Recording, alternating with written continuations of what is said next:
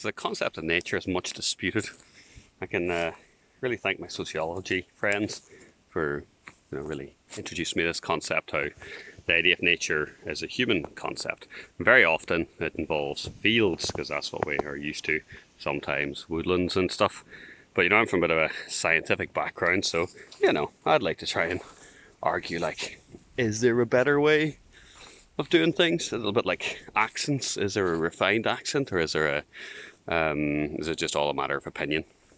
And I can take out my spectrograph and look at the range of frequencies, look at the clarity of frequencies, look at the word use, see if they stick like at the end of most of their sentences. But then I can both be argued back and forward. Anyway, though, whenever it comes to the concept of nature, nature certainly can be sort of taken out of a descriptive or romantic sense, and then you can shift to try and understand complexity. And complexity is a legit field of science. How many different bits of things are there here? Obviously, you start to try and count the blades of grass, and you're going to be in trouble. Try and count the mycelium network, number of fungi underneath our feet. It'd be crazy. The number of meters of DNA, and obviously the genetic sequences, all the different combination of atoms that form the instructions for life, yada yada. It can all get a bit complex. You can also look at the symbiotic and parasitic relationships between individual species, and then how they feed through. So as an example, this ivy is a somewhat parasitic relationship with the oak tree. It's an epiphyte at the best of times. It's not really doing any harm, but a lot of times it is doing some harm. Like, this is pretty decent. Well, it's liking up here actually, so where you can see leaves, that's the ivy. So the ivy's actually creating its own little canopy and so on. But very often it just hugs tight to the trunk, and then but creates an excellent environment for birds and bats and so on to nest. And said bats could be eating grubs, like the moths of grubs that would otherwise be eating the tree. They're excellent for feeding. So the ivy particularly, as I may have said before, I've had a renaissance around ivy. Now I think it's pretty amazing, not least because ivy honey is fantastic. So yes, these what are now seeds were flowers just at the end of back in October. So it creates a really nectar-rich flower which pollinators love, and it's just at the right time as well, just to fill their pantry before the winter. And then these seeds are ready in very early spring. Now these seeds may not have matured, but they're quite far down the old pecking order. But certainly the ones further up, I believe, will have ripened and turned black, and will have become appealing to birds. So this one here is closer to the size and shape. Anyway, yeah, and that's how they, I guess, spread. So yeah, you can look at individual relationships, you can look at relationships within the web. So it's all very complex in a way that ploughing and seeding and fertilizing isn't. But then again, like, what is nature? I find this quite cute. These little bluebells which are spearing the oak leaves. Just finding their way. You have to remember that in many of these cases, like, nature is a blind watchmaker. So yeah, this little leaf's just finding the best way up, and it happens to go through a little hole. It doesn't necessarily know it's going to be a constriction time to come, because typically nature lacks foresight. That is something that humans have developed, possibly culturally as much as individually. Definitely culturally as much as individually. Anyway, so yes, we have this complex web of stuff. But then also, you can see images like this, or areas like this, and think, this is so wild and untamed. Well, it isn't really. This is mixed oak and hazel. It would have been somewhat of a working landscape at a time. This hazel has all been coppiced, and that's how it's ended up the way it is. These are a bit straggly, these ones are scraggly. The oak may have simply been left as a little bit of a buffer, or maybe as a little bit of romanticism, these bigger oak trees. I'm not sure, it might have been a fuel resource or a timber resource, but they don't really seem to have been logged in any serious manner. The oak, that is. Most of the big oaks of Ireland were finally felled for the tanning industry, because they would use the bark to create the tannins to tan leather. So large oak trees were worth a clean fortune. So yeah, So you really obliterate a species, say, as the value of the individual goes up as the number of individuals go down, then the species ends up getting absolutely obliterated. But yes, this was a managed environment. It has been, don't want to say neglected, but somewhat untouched for probably 50 to 70 years. But that's not really that long in terms of like the time scale within nature. We have done a lot of obliterating in the time scale of nature, to be fair. Blink of an eye. So like the layer that's been laid down by humans will, so far, is probably shorter than, or thinner than that layer laid down by the meteor that wiped out the dinosaurs in many regards, and just as noticeable. So at one point, yes, the fossil record on these lands will have changed drastically in the last 2,000 years, the last 200 years, and even arguably in the last 20 years. A lot more pigs, a lot more cows, and very concentrated human remains. So you have your ground ivy and your tree ivy. That's all I hear. But yeah, so richness and complexity, I think it's something that is very good for the mind.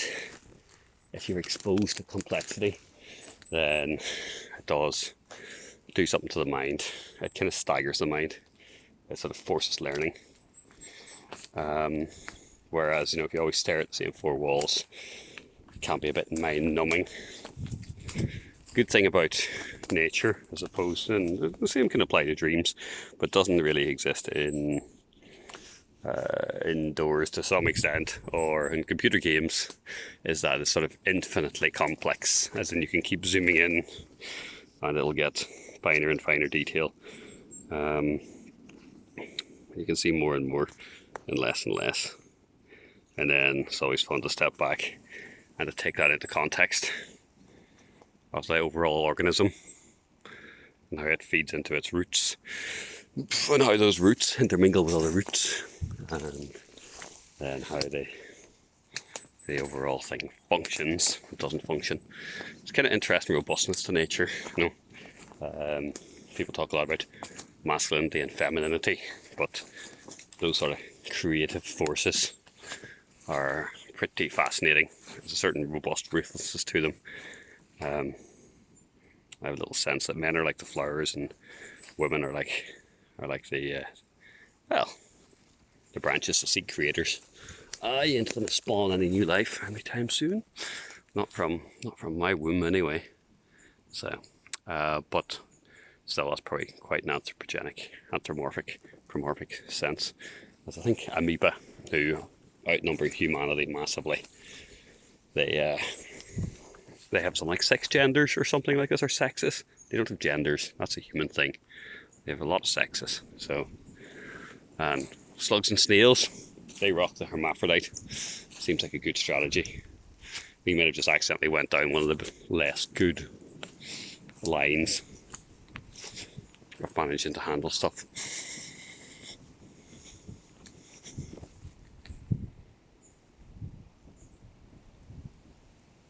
But yes, it's hard to imagine that which you haven't known.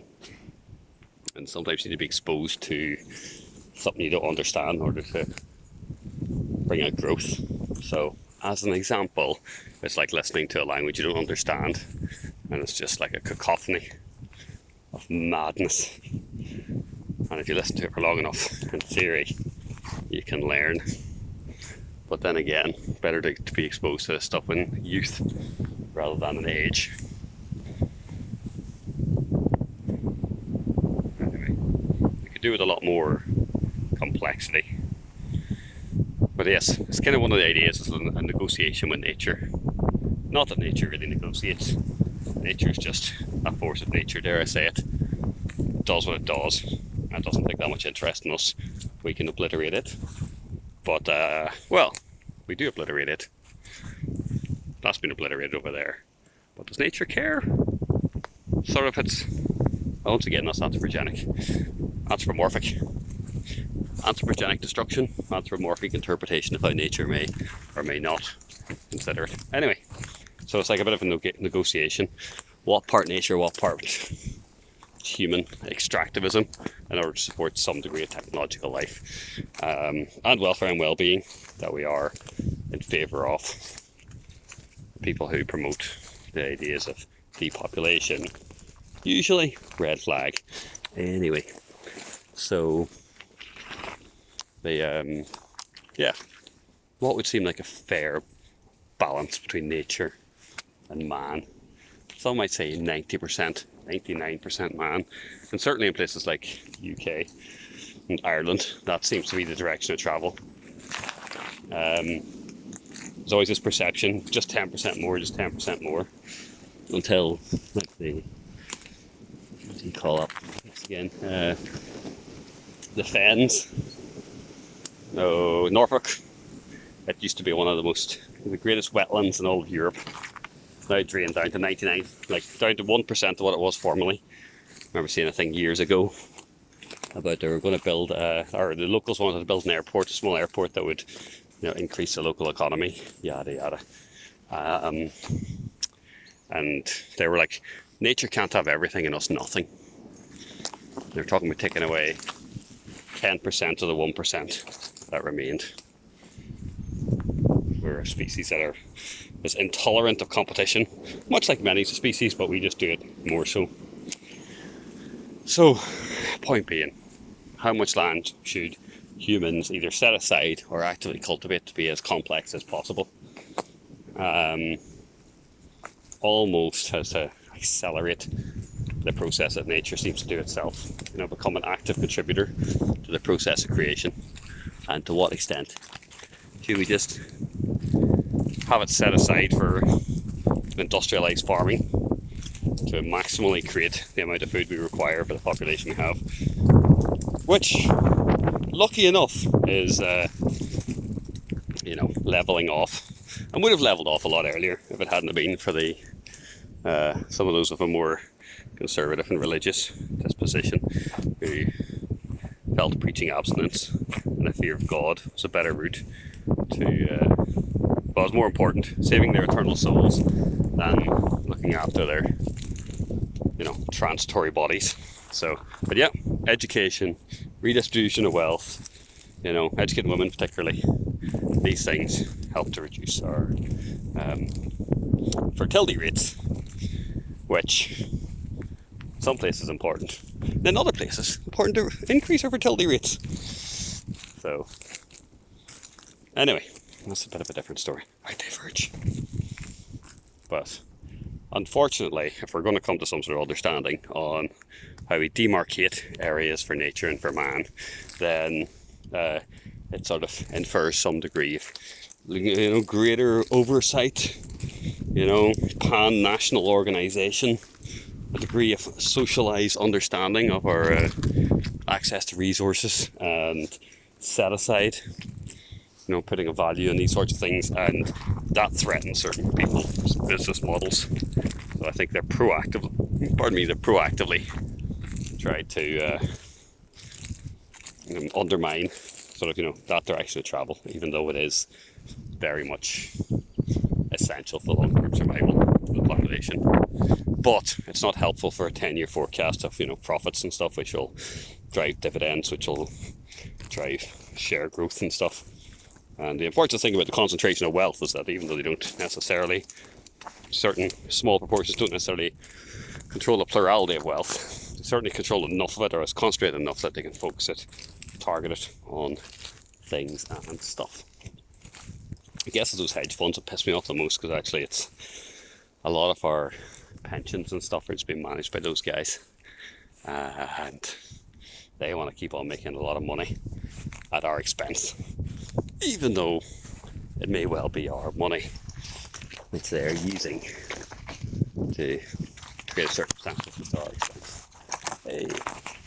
Some nice mature ivy seeds like that. Now, I'm not 100% sure how much the birds absolutely love this stuff and how much is just a plentiful, if undesirable, snack, but nonetheless it's there, does what it does. Had to be better, maybe better.